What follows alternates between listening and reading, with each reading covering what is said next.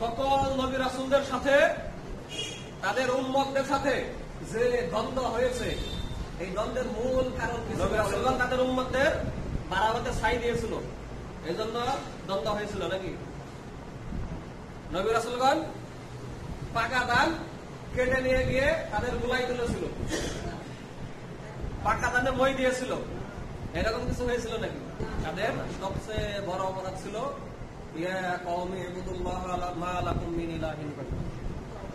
আমার জাতির লোকেরা তোমরা লা ইলাহা ইল্লাল্লাহ পাঠ করো, তাওহীদকে গ্রহণ করো, মূর্তি পূজা ত্যাগ করো, শিরকে বর্জন করো, এক আল্লাহর ইবাদতকারী হয়ে যাও। এটা ছিল পৃথিবীর সকল নবী রাসূলদের মাঝে এবং তার উম্মতদের মাঝে দ্বন্দ্বের মূল কারণ। এই যে আজকে এই মসজিদে বুক ফুলিয়ে তাওহীদের কথা প্রচার করতে পারছি, বাংলাদেশের সকল মসজিদে বুক ফুলিয়ে তাওহীদের কথা প্রচার করা যায় না? কি বলেন, প্রচার করা যায়? প্রত্যেকটি আহলুল হাদিস মসজিদ পৃথিবীর বুকে আমি মনে করি আল্লাহর শ্রেষ্ঠ নিয়ামতের একটি নিয়ামত। পৃথিবীর বুকে প্রত্যেকটি আহলুল হাদিস মসজিদ আল্লাহ সুবহানাহু ওয়া তাআলার শ্রেষ্ঠ নিয়ামতের অন্যতম একটি নিয়ামত। এই মসজিদগুলোতে আল্লাহর তাওহীদের সন্ধান দেওয়া হয়।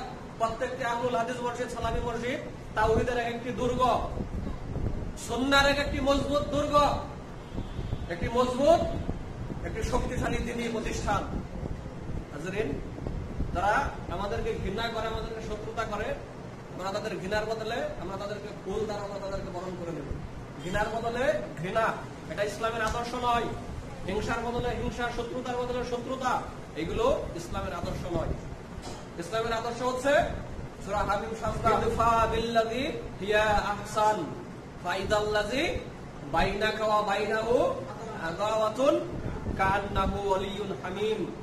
তোমার সাথে আর যার সাথে শত্রুতা রয়েছে, তোমার সাথে শত্রুতা যতই করুক, তোমাকে যতই কটু কথা বলুক, তোমার যতই ক্ষতি করুক, তোমাকে যতই দেখতে না পারুক, তোমার যতই গীবত করুক, গীবত চুগলখড়ি করুক, তোমার যতই সমালোচনা করুক, তুমি এইগুলোর জবাবে তারই মতো একই আচরণ করো না, বরং এইগুলোর জবাবে তুমি তার সাথে আরো ভালো ব্যবহার করো, সুন্দর আচরণ। তাহলে তুমি দেখতে পাবে এক সময় সে তোমার অন্তরঙ্গ বন্ধু হয়ে গেছে, যে বন্ধু তোমার জন্য জীবন দিতে প্রস্তুত হয়ে যাবে। কান্নাহু ওয়ালিয়ুন হামিম, এইরকম বন্ধু